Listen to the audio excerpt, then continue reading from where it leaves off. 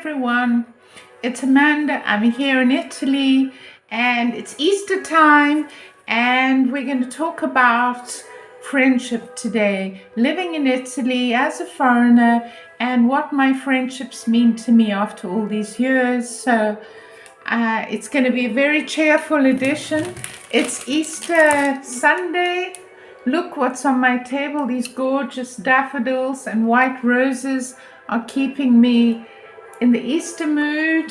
And I have some lovely daffodils, a gift for a friend that I'm about to take to her. Very cheerful, gorgeous little narcissi, as they say in Italian, or as we call them, daffodils, in this gorgeous Easter pot. So it's all very cheerful here in Italy this Easter Sunday, and I hope you're going to join us again and enjoy this edition. So if I just swing that slightly around, you can see the forsythia is also blooming. So it's a very jolly Easter cheerful edition this. So what am I going to talk about? I'm going to talk about the relationships that I've made. Let me just make sure this camera's in the right position and isn't going to move on me. The relationships that one makes in life and what it's like for me to live here in a different culture. Most of you who watch me regularly know I've lived here for a good 20 years. And tonight I want to talk about what happened last Tuesday. So you probably saw in the title it says last Tuesday, or what happened on Tuesday. And I'm going to tell you. So I woke up on Tuesday. I had a long list to do. It was one of those days where you just thought, oh, wow, how am I going to get through all of this? And anyway, I had my list. I got ready. I took the train early into Milan.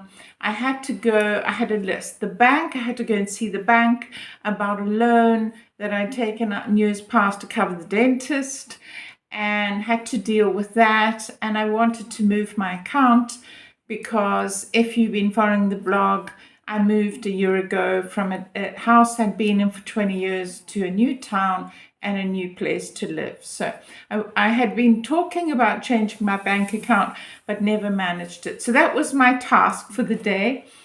Anyway, as I mentioned, got up early. I was super organized, got dressed, got to the station, got there early, got the train into Milan, which is about an hour for me, and went immediately into my bank where they were waiting for me. Now, I want to say that I've had a relationship with my bank for a good 15, maybe 16 years. Before that, I was with another international bank when I first started working in Milan.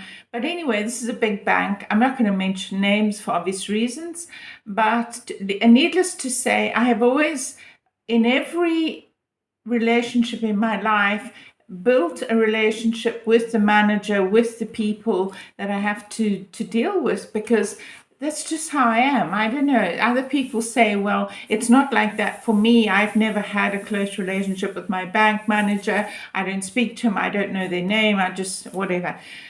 Maybe it's just incidental that it happened this way, or maybe it's just that's the way I do it.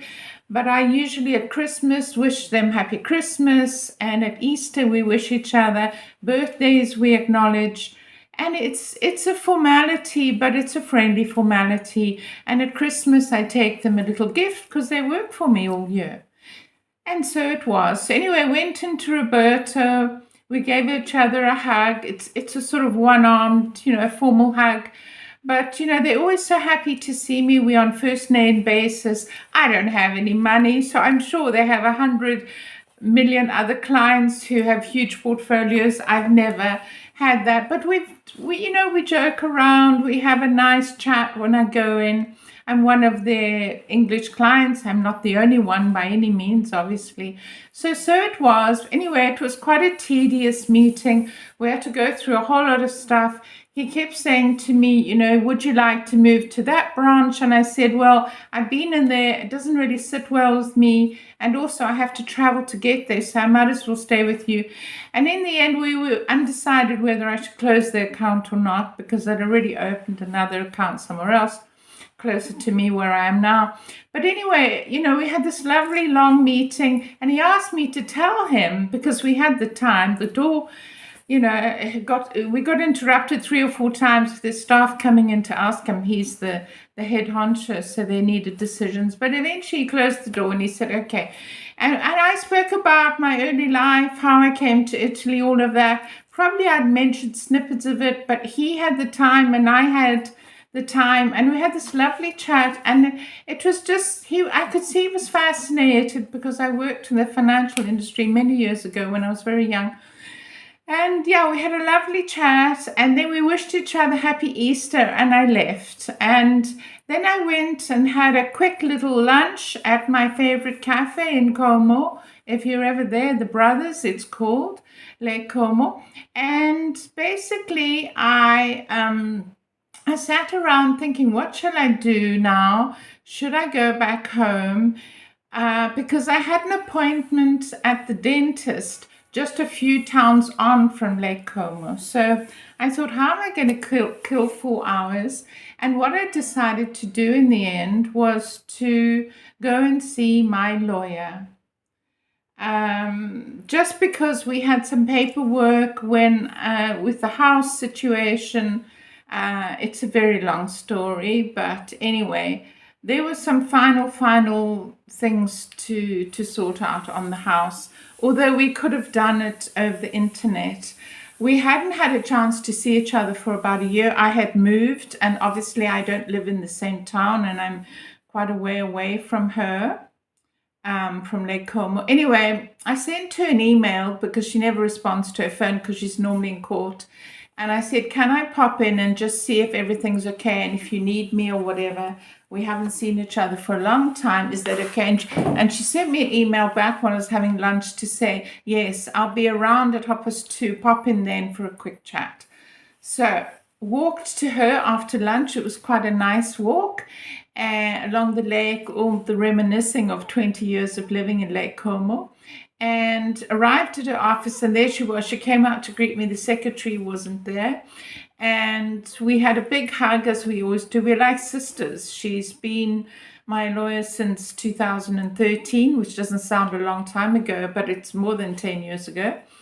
And we had a chat. I updated her what was going on. It was quite heavy stuff. There's been a lot of negative and horrible stuff over the house, and before that, the divorce 10 years ago. So yeah, she's been at my side through really terrible times. We've even had words before. In other words, we've had an argument before when she wasn't understanding me, or I didn't think that she was serving what I wanted her to do. But nevertheless, the relationship went on. And once again, at Christmas, I always send a beautiful Christmas card. I send her flowers quite regularly, every time she appeared on my behalf. And yes, so we've had this relationship. We wish each other happy Easter, happy birthday, all of that. Francesca. And so we had this chat. We did all the documents we needed to do. I'd been dreading having this meeting because it was heavy, apart from the bank meeting, which I was also dreading. And that was great. Anyway, when we came to say goodbye, she gave me the biggest bear hug I think I've ever had. She nearly crushed my bones. And I want to say to you that Francesca is literally that thin. She is so tiny and so skinny, and she won't mind me saying that because she is. And literally, it was like being crushed by a bear. She's got so much energy, such a lovely person. And we just had a good chat and a good laugh. And she had been through divorce since I had got divorced about 3 or 4 years ago. She went through a very nasty divorce to another lawyer. So it couldn't have been easy, 2 lawyers getting divorced. Sometimes it can be, but apparently this one was very nasty.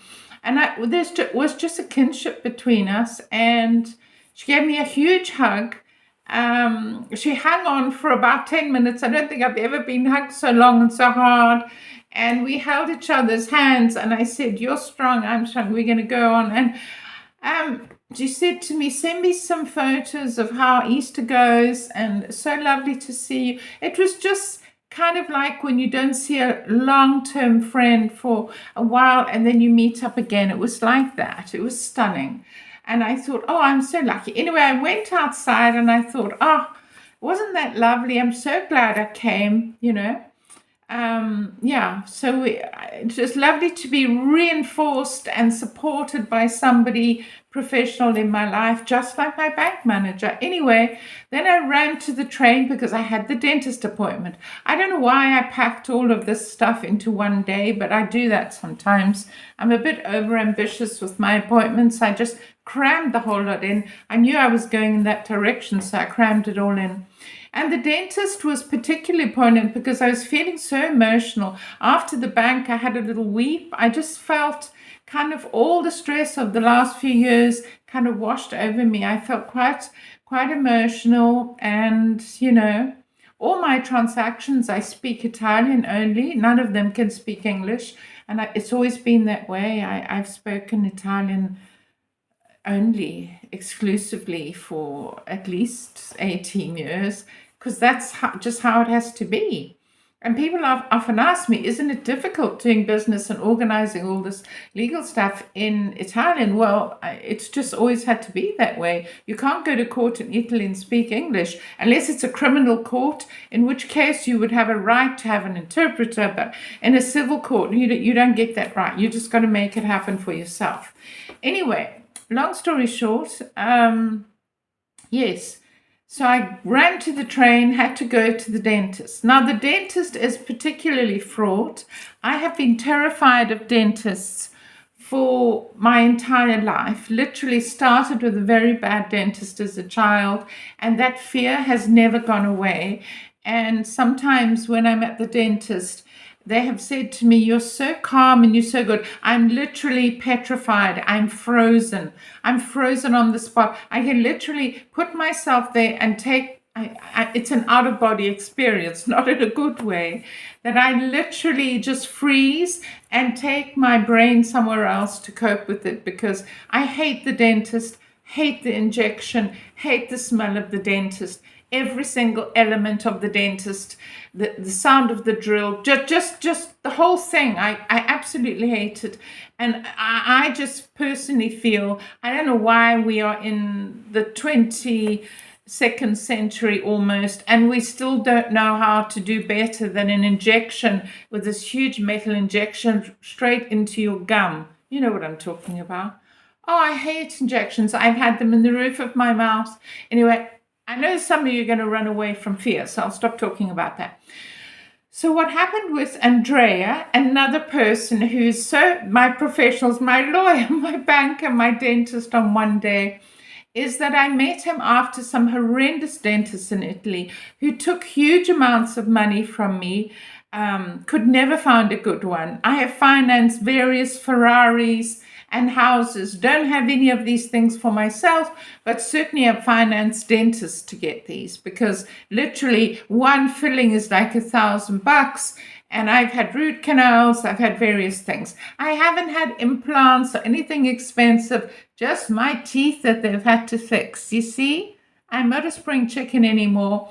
And quite frankly, my teeth have held up, but only just, with quite a lot of money spent on a dentist. Anyway, Andrea came about because somebody eventually, out of desperation, said, why don't you go? Because I asked all my friends, and I've got lots of Italian friends here, long-standing friends. I said to them, please, can you give me the dentist? A couple of them tried, and that dentist had gone away, and then I got another nasty one, or their dentist was full, so I landed up being pushed onto someone else who was absolutely awful. Long story short, here I was, 20 years on, without a dentist that I loved and adored. And I like to support and be friends with the people who are part of my life. And one day I made an appointment with these two brothers. They're two brothers, on the basis that somebody said to me, Christina told me, you must go to them. They're fine.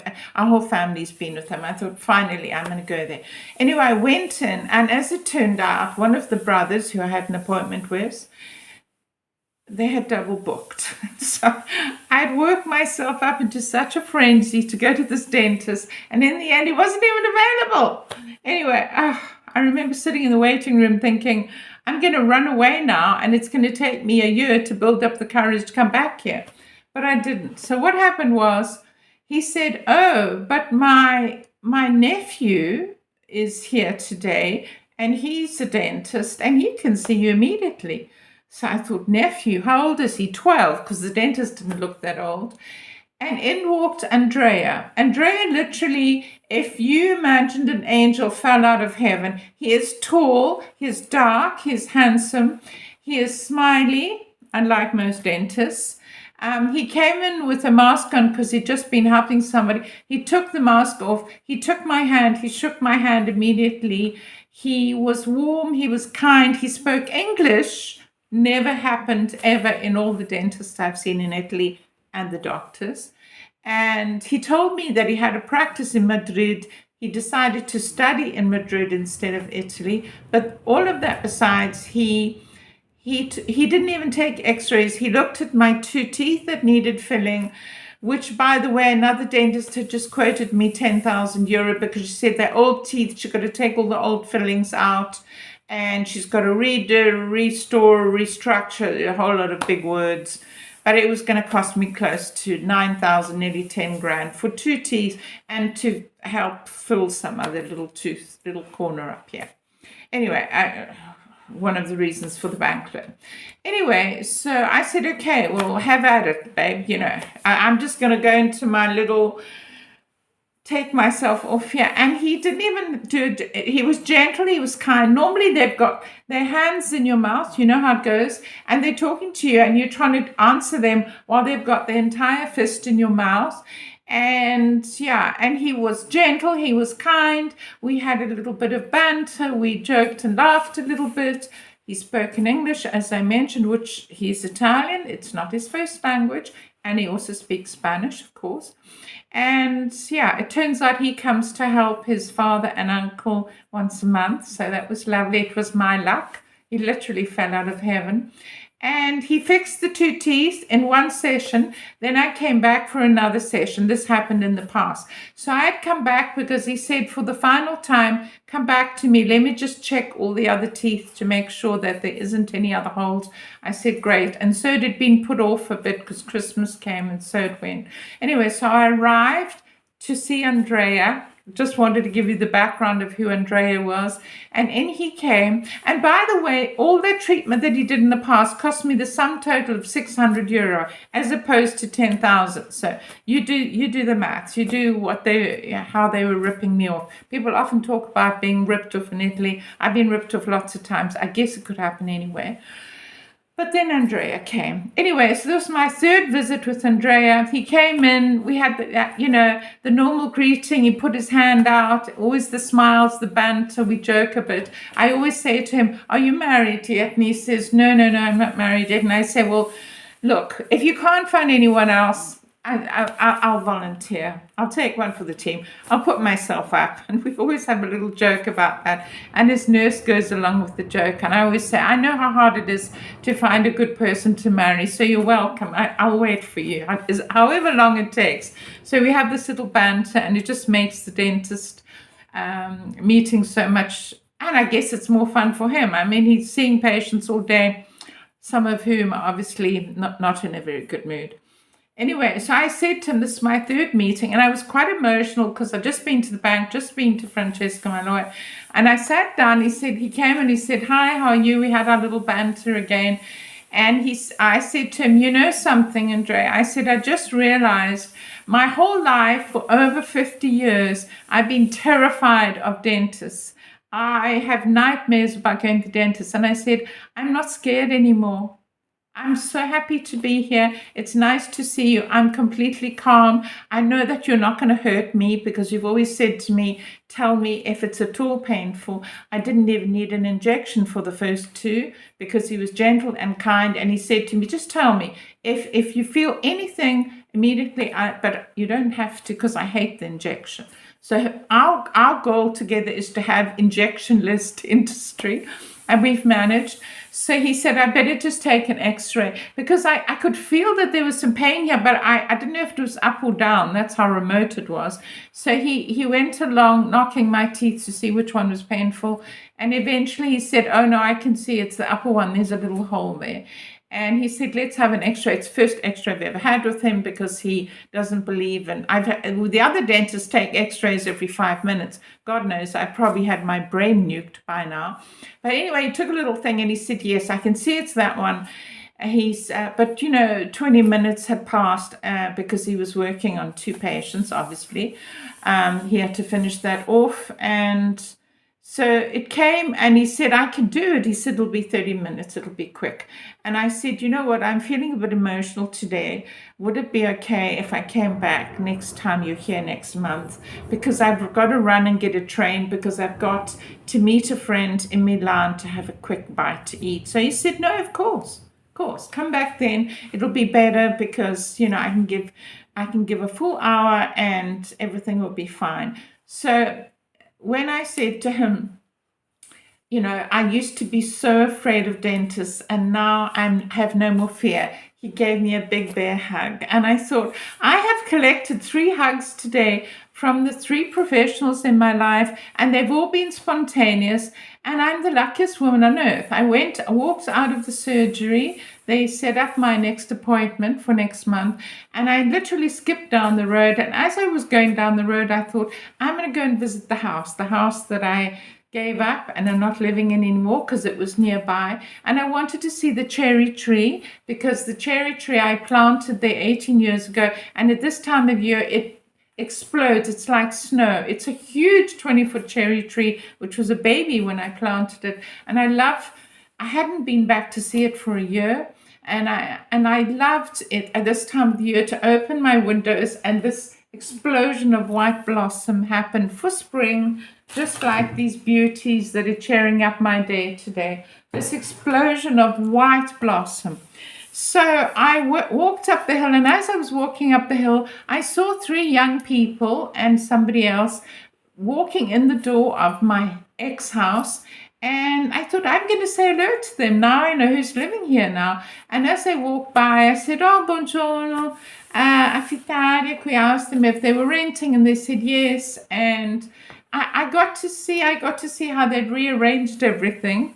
It looked like they'd taken the wood burner stove out, but hey, I don't live there anymore. It's not my decision. And went to see the cherry tree. It wasn't quite in full bloom, but that was great. And it was like a full circle for me. I just thought, how emotional is this? I've done 4 things today that should have been difficult, emotional, and really to be avoided. And they've all given me such joy. And I feel like I can close the book on the old house. I love where I am now. I'm happy as Larry. And I pondered this as I took the train back home into Milan, and met up with my darling friend who I've known for 8 years, another very tight relationship I have in Italy. She's one of my best friends, works in a completely different area from me, but we're very different, but we are great friends. So we had a lovely get together, and I was just saying to her, I suddenly realized how fortunate I am. I have these amazing relationships that have built over the years, and I live in Italy, and I've got a house that I love now, and Easter's coming, and it was just so joyful. And I knew that I was coming towards Easter today, when I will go to see my other darling close friends. We were born in the same place, and we became friends quite recently, but we are really good friends.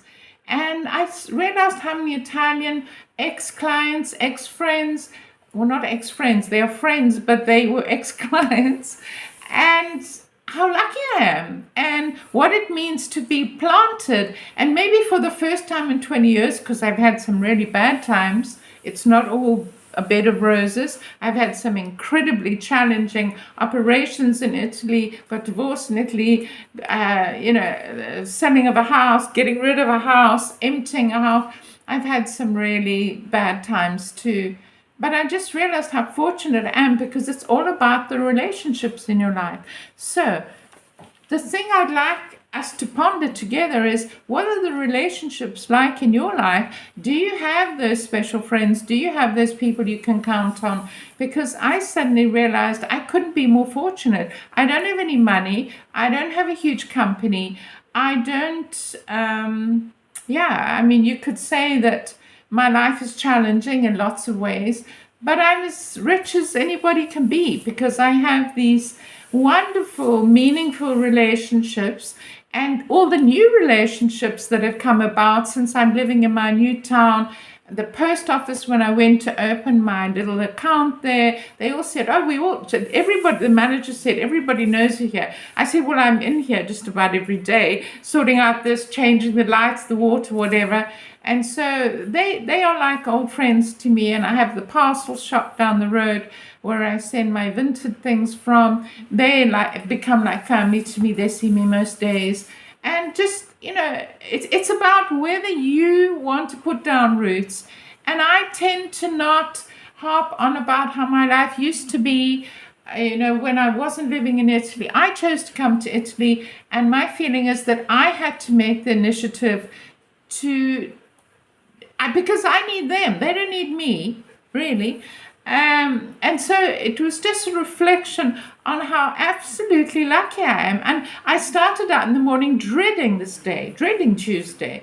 And Tuesday has come and gone a couple of days ago, and now we're at Easter, and I couldn't be happier. I suddenly reevaluated my life. So my question to you guys who watch me and share with me, I'm going to keep this under 30 minutes. This Easter, have you reflected on your blessings? And if you're in Italy, why aren't you settled? Is there something that's stopping you from settling? Are you just unhappy because you're away from your family? Because you don't have to stay in a place you're unhappy.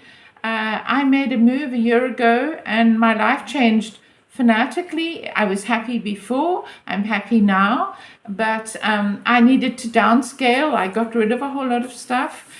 And yeah, I'm happy. I'm really, really happy. And for Easter, I want to just share with you how amazing nature is. So shall we just share some of these gorgeous daffodils? Aren't these pretty? They're actually matching my jacket. This is an Easter dress, and the jacket that goes on top that's full of flowers. Can you see that? They're the same shade. So I usually wear this dress at Easter because it's just so cheerful. It has a jacket with all the floral bits on. I think you can see there. It's actually roses mostly because I'm a rose fanatic.